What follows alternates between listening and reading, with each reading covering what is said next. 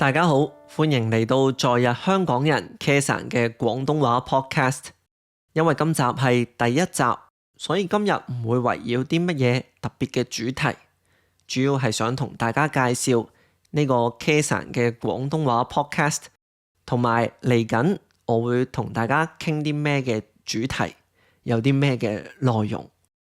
咁首先就講翻呢一個廣東話 podcast 先，主要想同大家分享嘅有幾樣嘢。第一就係冇稿，大家可能已經感受到啦。平時我嘅片通常都會比較節奏快，然後好多時都會有好多嘅editing， 即係有好多嘅剪接，有好多嘅效果，好多嘅 effect，睇落去就會好流暢、好順暢，唔會好似而家咁講嘢有啲甩甩咳咳。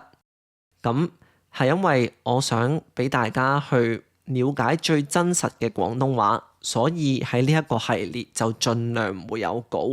不過我都會做少少功課，所以可能間唔中我會望一望電腦，睇下究竟嚟緊我要講嘅係咩嘅topic 咁樣。但係就盡量唔會寫晒做一字一句，因為我想大家可以了解多啲最真實嘅廣東話。主要係想夠真。咁第二樣想同大家分享嘅就係喺呢一個系列入面，我唔會特別糾正自己嘅發音。係啦，關於發音呢一樣嘢，大家可以睇下我過去嘅影片。咁通常平時我係會發正音嘅，即係例如我、你、咁樣，即係我會讀翻做普遍香港人或者係廣東話母語嘅人覺得係正音嘅發音啦。但係喺呢一個 podcast 嘅系列入面，因為我唔係啲咩專業嘅電台 DJ， 亦都唔係新聞主播，我係想大家透過呢一個系列去了解平時嘅香港人係咁樣發音。因為今日唔係教科書，唔係教學，所以想俾大家去了解一啲，感受下最真實嘅香港人嘅發音究竟係點樣，所以我就唔特別糾正自己嘅發音啦。又或者可能我會睇心情嘅，因為其實普遍香港人都係睇心情，可能佢哋特別意識嘅時候就會發得到正確嘅發音，佢哋唔特別意識嘅時候就其實可能係普遍跟翻大家嘅懶音咁樣。咁我都會喺呢一個系列做翻一個普通嘅香港人，因為都係嗰一句，我想俾大家感受最真實嘅廣東話。咁然後第三樣嘢係呢樣嘢係最重要嘅，就係大家可能已經都留意到啦，我嘅語速係特別慢嘅。係啦，平時我講嘢係好快嘅，叭叭叭叭叭叭叭，好似機關槍咁，喺用日文又好或者用廣東話都好。咁但係因為今次係 podcast，所以就想 chill 啲，都係講笑啫，係想等大家可以以一個慢啲嘅語速去適應廣東話，幫大家訓練廣東話嘅 listening， 呢個先至係呢一個 podcast 嘅最主要目的。咁如果大家都係就算呢個語速都好，都聽唔明，或者完全冇一隻字識都唔緊要，因為有字幕，大家可以留意翻字幕，聽多幾次，睇多幾次，就自自然然會聽得慣，聽得明。係啦，咁如果都係唔明嘅話，咁就要再繼續聽。總之聽得多，睇得多，你就會廣東話就會慢慢咁進步。咁然後好，咁主要介紹呢個 podcast 就去到呢度啦。大家見到我係真係甩甩咳咳嘅，因為平時我係真係會寫晒做稿，但係今次呢一個系列係真係冇稿，係真係只係得一啲topic 嘅字眼嘅啫。所以大家會見到我有時如果要睇翻跟住落嚟講咩 topic 呢，我就會咁樣睇前面嘅呢一部電腦。不過我都想盡可能學習唔睇，直接咁樣同大家望住大家去講嘢。好，咁跟住之後就講下節目介紹。咁嚟緊我會透過呢個 podcast 去講啲咩節目呢？第一，又唔係第一嘅，有好多個嘅。咁我逐個數啦。首先係香港旅行，大家最中意嘅香港旅行啦。咁當然啦，因為呢一個係 podcast，咁就唔會有啲咩地道嘅風景啊，或者係片俾大家睇。大家都係紙上談兵，咁可能我就會比較吹水式咁樣去講啲去香港旅行嘅時候要注意嘅嘢，又或者係我比較推薦嘅，大家可以試下去嘅香港嘅地方。雖然呢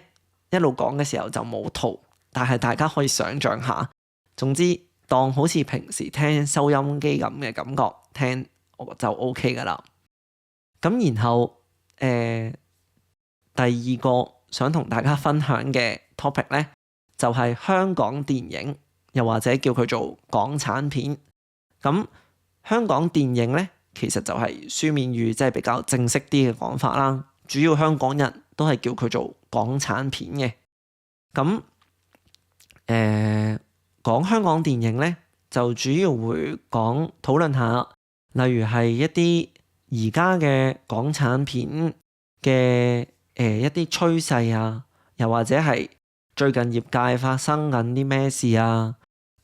有啲咩演員崛起緊，我比較留意啊，又或者係同大家訴說當年，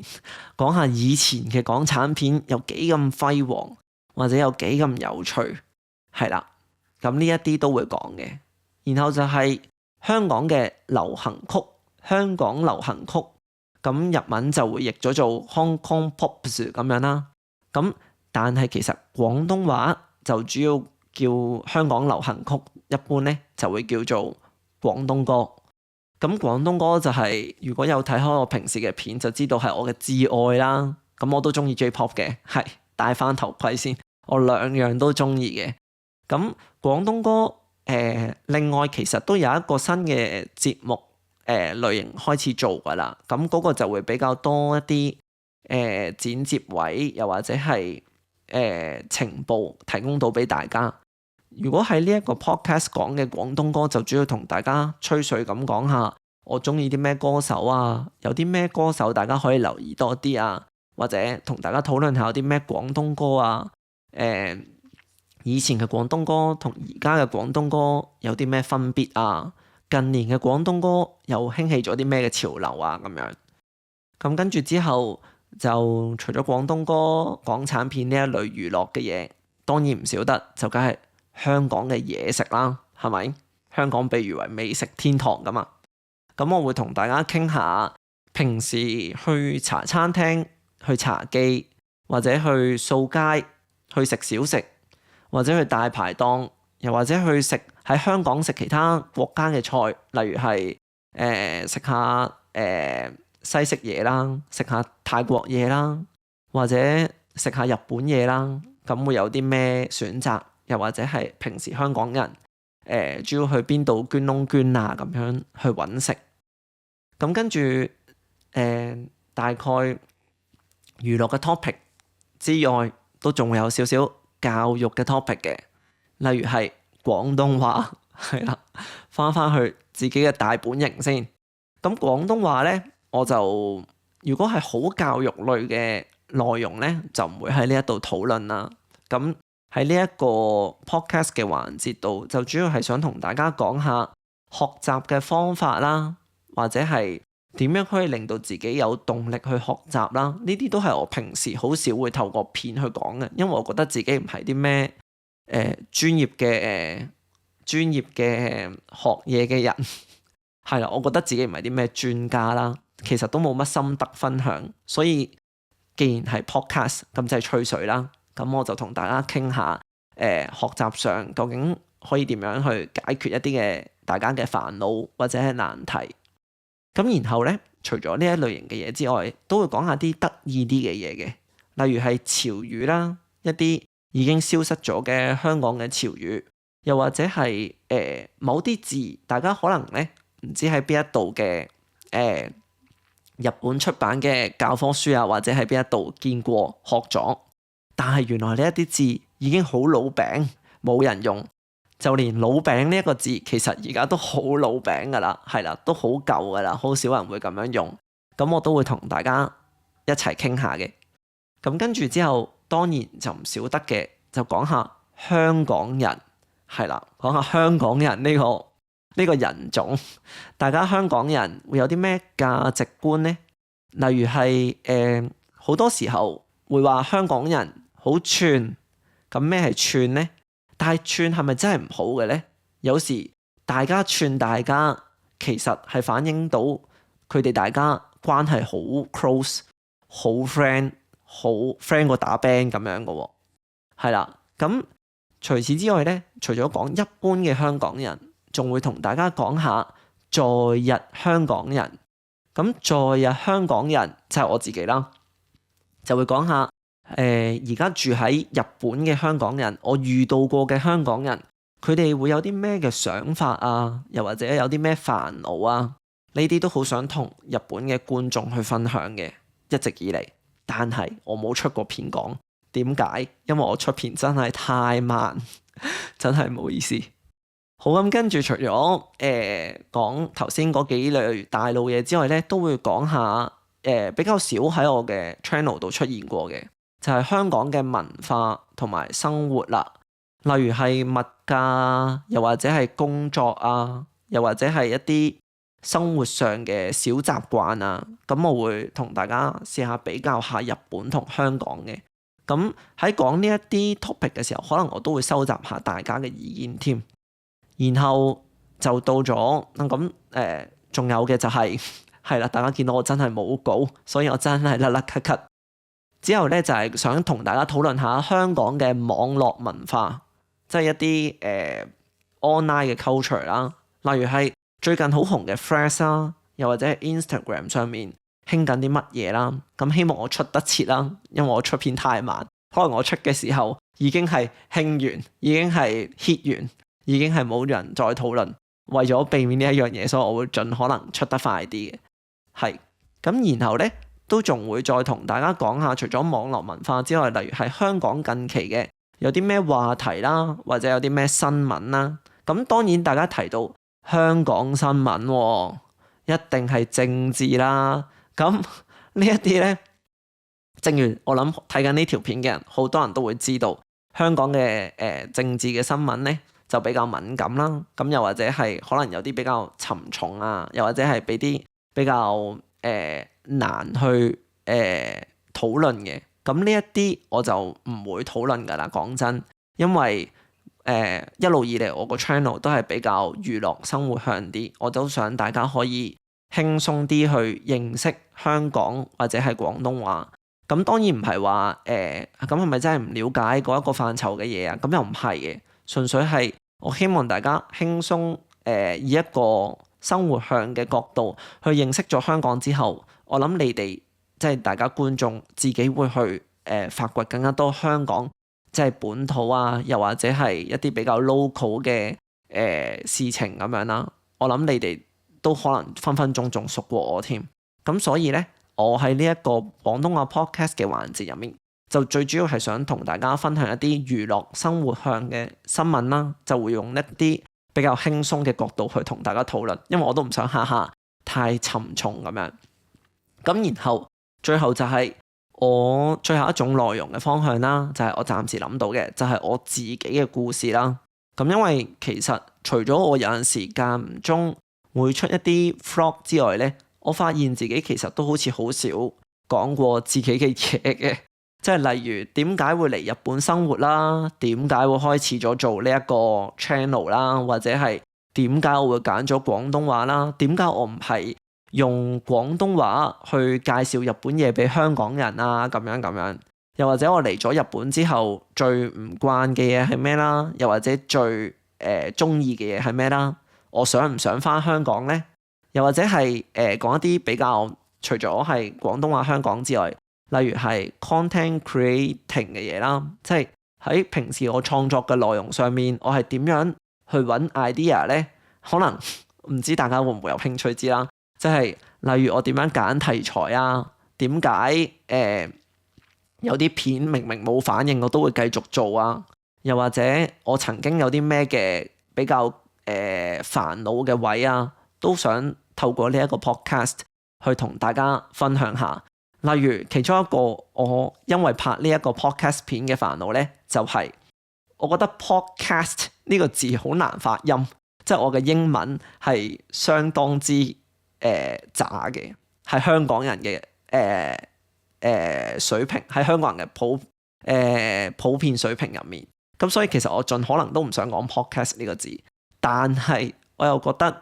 香港人嘅歡迎嚟到在日香港人 Kason 嘅廣東話電台，就好似有少少老，所以最後我都係決定咗要展露我嘅好廢嘅英文去俾大家聽，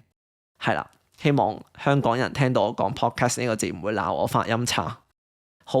咁跟住之後，最後咧就係咁內容大致上就係咁樣樣啦。然後我會想同大家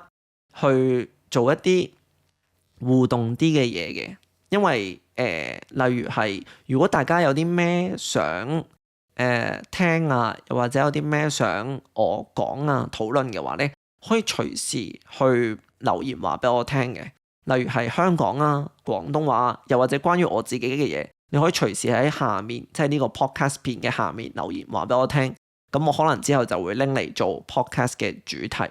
又或者可能我間唔中會喺 X 啊，又或者喺 Instagram 啊上面收集大家想聽嘅 topic， 咁然後我就再喺呢一個環節度同大家分享咁樣。咁主要暫時呢一個節目咧，都係會想用一個比較輕鬆、緩慢、比較 chill 嘅節奏去做，就好似同大家傾偈咁。所以大家見到我係有少少錯聲，平時我講嘢咧應該係どうも大家好，在日本講住咯，Kasonです咁樣，即係比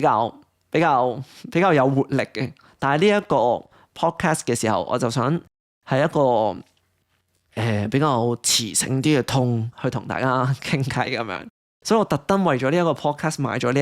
一個咪嘅呢一個，我唔知叫佢做咩啊，咪 stand 定係點樣樣？係啦，我特登買咗呢一個架。係，就係為咗呢一個有一個 podcast 嘅感覺。其實另外仲有一樣嘢我係比較在意，但係未解決到嘅就係我覺得我個背景咧係超級空啊，即係而家好似咩都冇咁樣樣。其實我係想好似人哋嗰啲拍嗰啲好 chill 嘅 podcast 片，有晒啲 lighting 啊，或者有晒啲佈置啊咁樣。咁但係因為我遲啲可能會搬屋，咁所以我就唔搞咁多嘢住啦。第一條。我就用一個咁樣嘅形式先啦，係希望大家可以唔好覺得哇好悶啊，啲背景冇嘢咁樣，咁大家就可以淨係聽，係啦，就可以淨係聽咁樣樣。咁另外除咗大家可以 request 我講啲咩之外咧，大家都可以隨時留言或者 DM 或者係問啲問題咁樣，咁我都會喺呢一個 podcast 度同大家回答大家咁樣。好，咁咧。我就真係冇稿啦，大家見到我真係甩甩咳咳嘅，比起平時嘅我係完全唔同。係啦，咁然後我哋第一集咧就暫時嚟到呢度啦。咁都好多謝大家可以聽到嚟呢一度啦。大家好少可平時去到影片嘅最後咧，我通常會講CLSS よろしくお願いします咁樣，會講一大堆日文嘅。咁但係因為呢一個 podcast 係全廣東話啦。咁所以除咗我自己個名，因為我唔想讀做傑生，我覺得 Kason 係有啲冇咁硬咯個感覺，因為傑生好似有啲唔知喺度叫緊阿陳生啊點樣咁樣，即係有啲正經，所以 Kason 呢個字呢個音咧我係幾中意，所以我先至會保留喺度嘅。係啦，咁唔好意思有少少扯遠咗，咁今日呢個 podcast 就嚟到呢度啦。多謝大家聽到最後。如果有啲咩嘅comment 啦，即係想我改善嘅地方，例如係Kason 你唔好錯聲啦，好難聽啊！你都係用翻你平時嗰把聲啦，即係好健康、好有朝氣嗰把聲嚟講嘢啦。又或者Kason 你可以再沉啲，你可以再磁性啲。又或者係你都係讀翻稿啦，你冇稿啦咁樣，大家都可以隨時話俾我聽嘅，係啦。咁再次多謝大家聽到嚟呢度，咁我哋下集 podcast 再見，拜拜。